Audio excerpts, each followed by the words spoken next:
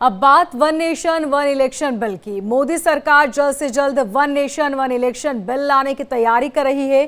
पिछले साल केंद्र सरकार ने पूर्व राष्ट्रपति रामनाथ कोविंद की अगुवाई में एक कमेटी का गठन किया था, जिसकी रिपोर्ट मार्च में ही सरकार को मिल चुकी है।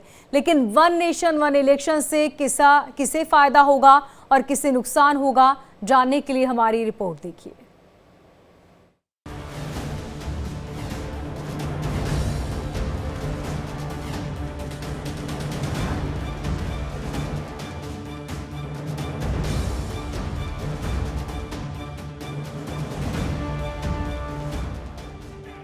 फरवरी में चुनाव है। आज इस मंच से मैं मांग करता हूं कि ये चुनाव नवंबर में कराए जाएं, महाराष्ट्र के साथ कराए जाएं, तुरंत कराए जाएं चुनाव। 140 करोड़ की आबादी, 28 राज्य और 8 केंद्र शासित राज्य वाला देश हर वक्त चुनावी मोड में रहता है। चुनाव को लोकतंत्र का महापर्व कहा जाता है, लेकिन हर 3-4 महीने में किसी न किसी राज्य में चुनाव की वजह से विकास कार्य प्रभावित होते हैं। साथ ही बहुत ज्यादा सरकारी धन भी खर्च होता है। विधानसभा और लोकसभा चुनाव के अलावा राज्यों में पंचायत चुनाव, नगर निगमों और नगर परिषद के चुनाव भी होते हैं। यानी पूरे साल किसी न किसी राज्य में कोई ना कोई चुनावी प्रक्रिया चलती है। इतनी बड़ी आबादी वाले देश में चुनाव प्रक्रिया संपन्न कराना बेहद मुश्किल होता है। प्रशासन के साथ पूरी मशीनरी पर इसका असर होता है। यही वजह है कि वन नेशन वन इलेक्शन की मांग तेज होती जा रही है। प्रधानमंत्री मोदी लगातार एक राष्ट्र एक चुनाव की बात कर रहे हैं। उन्होंने कई बार कहा है कि बार बार चुनाव देश की प्रगति में रुकावट पैदा करते हैं।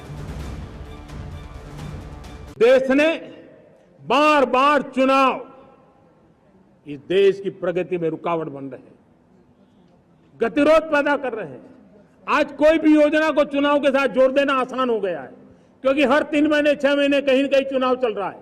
कोई भी योजना जाहिर करोगे आप तो मीडिया में देखेंगे, चुनाव आया तो फलाना हो गया, चुनाव आया तो फलाना हो गया।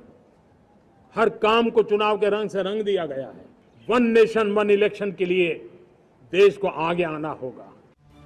एक साथ चुनाव की चर्चा के बीच रविवार को पीएम मोदी की अगुवाई में एनडीए सरकार ने अपने तीसरे टर्म में 100 दिन पूरे कर लिए। इस दौरान खबर यह है कि मोदी सरकार 2029 में लोकसभा और विधानसभा चुनाव एक साथ करवाने की तैयारी कर रही है। यानी वन नेशन वन इलेक्शन पर बहुत जल्द बिल आ सकता है। एक राष्ट्र एक चुनाव बीजेपी के चुनावी एजेंडे में शामिल है। केंद्र सरकार को उम्मीद है कि एनडीए की सभी सहयोगी पार्टियां इसका समर्थन करेंगी, लेकिन इस मुद्दे पर जरूरत विपक्षी पार्टियों के समर्थन की भी होगी।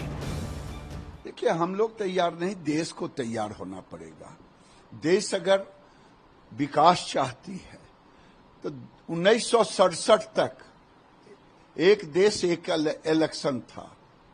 ये जो तर्क देते हैं कुतर्क लोग, उस कुतर्क का निदान भी है। अगर देश में विकास चाहिए, लेकिन कमाल की बात, एक फेज में चुनाव नहीं करा पाते हो। वन नेशन वन इलेक्शन की बात है। कई सारे मसले हैं। 1960 ईस्वी तकरीबन 62 तक इस देश में वन नेशन वन इलेक्शन था। फिर क्या हुआ? फिर यूं हुआ कि राज्यों की विधानसभाओं में एक पार्टी का जो प्रभुत्व था वो टूटना शुरू हुआ। अब क्या करेंगे? ऐसा नहीं है कि वन नेशन वन इलेक्शन की सोच नहीं है। आजादी के बाद 1952 से लेकर 1967 तक लोकसभा और विधानसभा चुनाव एक साथ ही हुए थे, लेकिन 1968 और 1969 में कई विधानसभाएं वक्त से पहले भंग हो गईं। 1970 में लोकसभा भी भंग हो गई और एक देश एक चुनाव की परंपरा टूट गई। पिछले साल केंद्र सरकार ने वन नेशन वन इलेक्शन पर विचार के लिए 8 सदस्यीय कमेटी बनाई थी। पूर्व राष्ट्रपति रामनाथ कोविंद की अध्यक्षता वाली कमेटी ने 14 मार्च को राष्ट्रपति द्रौपदी मुर्मू को अपनी रिपोर्ट सौंप दी थी। Sir, one nation one election भी लाने की बात चल रही है, ऐसे में इस पे अभी कोई ऐसी ऑफिशियल बात नहीं है, सो हम इस पे बात करना अभी ठीक नहीं है। खबर यह भी है कि सरकार ने कोविंद कमेटी की सिफारिशों पर तेजी से काम करना शुरू कर दिया है। अगर 2029 में वन नेशन वन इलेक्शन कराना है तो उसके लिए अभी से तैयारी करनी होगी, क्योंकि कई राज्यों की विधानसभा का कार्यकाल बढ़ाना और घटाना पड़ेगा, जिसके लिए विपक्षी पार्टियों की आम सहमति जरूरी होगी। लेकिन क्या ये इतना आसान है? क्योंकि देश की बड़ी पार्टियां अभी इसके पक्ष में नहीं हैं।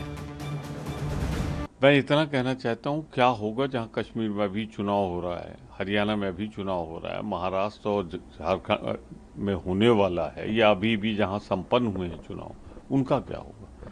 क्या उसका कार्यकाल बढ़ाने के लिए 2/3 बहुमत की जरूरत नहीं पड़ेगी? तो एक फिजूल की एक्सरसाइज मैं मानता हूं। मेरिट पे तब मैं बोलूंगा जब इसका ड्राफ्ट आ जाएगा। वन नेशन वन इलेक्शन ये भारतीय जनता पार्टी का सबसे बड़ा झूठ है। अगर सच में वन नेशन वन इलेक्शन पे काम करना चाह रहे थे ये सरकार। और यहाँ रुके ये एक छोटे से ब्रेक के लिए, जल्द होंगे हाजिर।